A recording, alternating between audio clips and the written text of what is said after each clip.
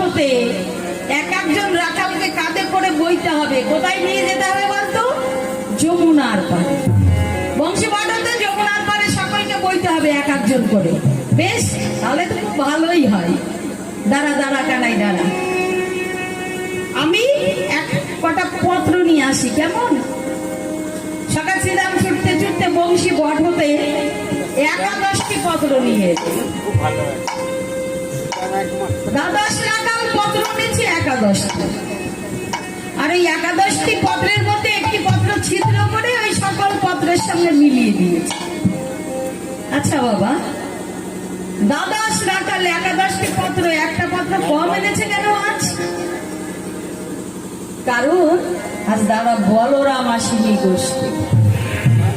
দাদা বলরাম আসেনি, দাদা বলরামের তো আজ জন্মদিন, তাই রোহিণী মাথা ছাড়েনি। বলছে না বাবা, আজ তোর জন্মদিন, তোকে আজ গোষ্ঠী যেতে হবে না, তুই সারাদিন আজ আমার কাছে কাছে থাকবি। এটাই তো হয় নাকি মাগো?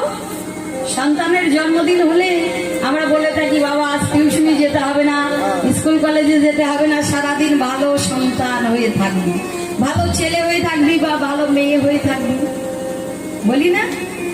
এমন কিছু করবি না বাবা যাতে আজ তোর গায়ে আমার হাত তুলতে হয়।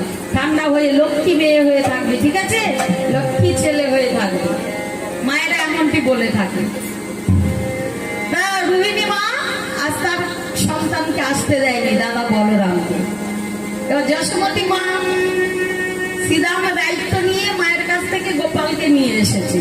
মা গো, তোমার গোপালকে নিয়ে তোমার কোনো ভয় নেই, আমি দায়িত্ব নিয়ে যাচ্ছি, আবার দায়িত্ব নিয়ে তোমার কোলে ফিরিয়ে দেব। এই প্রতিশ্রুতি দিয়ে সখা শ্রীরাম গোবিন্দকে নিয়ে গেলেন গোষ্ঠী। হরে কৃষ্ণ। এইবার ওই পত্র ওই জন্য 11টি।